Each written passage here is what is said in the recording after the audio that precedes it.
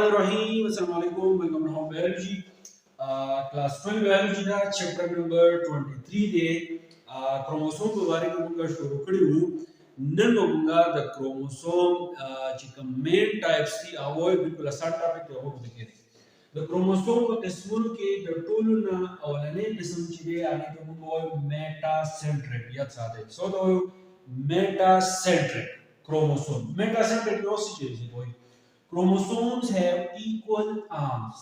هغه chromosome چې د هغې چې کوم arms دي هغه بالکل یو شان دي. ډایګرام ته راغلو اوس نو پوه شئ. اولنۍ خبره پکې څه ده چې هغه chromosome چې د هغې arms equally هغه زموږ سره metacentric chromosome دی. دویمه خبره centromere is at middle یا center. centromere به په کوم ځای کې هغه په منځ کې یا په سنټر او شکل به څنګه shape ټیک شو شکل به څنګه د وی په شان دی. اوس تاسو ډراکوم وګورئ کې دا زموږ سره metacentric chromosome دی. وګورئ کې دا تاسو ته ډراکوم ټیک شو وګورئ کې دا زموږ سره د دې چې کوم arms دي هغه ما ډرا کړو. نو څه کوي اولنۍ خبره به سره chromosome have equal arms. دواړه arms چې دي هغه برابرۍ.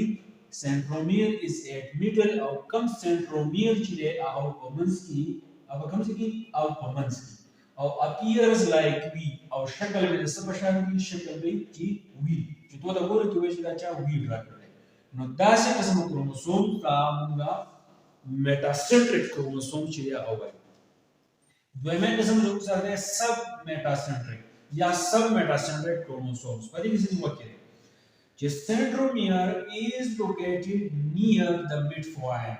کوم centromere چې دی هغه midpoint ته دی نږدې په سنټر کې نه خو د زموږ سره چې کوم دوه arms دي نو په دې arms کې به د یو طرف چې دی د سنټر ته چې دی نږدې. arms are unequal in length او کوم arms چې دي هغه زموږ سره unequal in length لکه څنګه دا راغلی څه کوي ها دا زموږ سره کروموسوم چې دی یو arm شو ټیک شو دا زموږ سره شو دا یو arm شو دا زموږ سره سنټرومیر شو ټیک شو ها او دا زموږ سره چې دی دا بل arm شو ټیک شو څه کوي چې centromere is located near the midpoint. The midpoint ته چې دا نږدې دی او arms چې هغه unequal in length. دا به زموږ سره په length کې دا به زموږ سره unequally او د دې شکل ورسره په شان دا به چې L shape شکل چې دا به جوړي.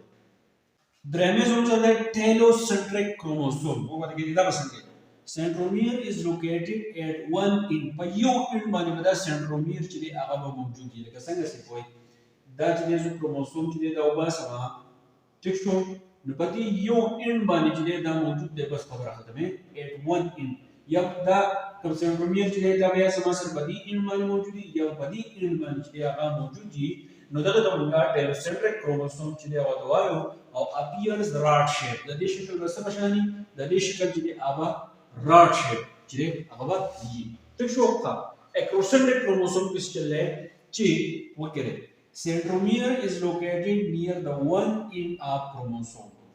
په acrocentric chromosome کې بدا چې کوم centromere دی هغه د chromosome یو end ته چې دی بالکل نږدې کوي.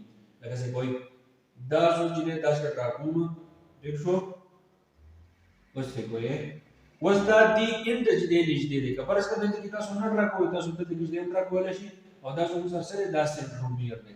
نو دا څه قسمه chromosome ته ویل کېږي acrocentric chromosomes.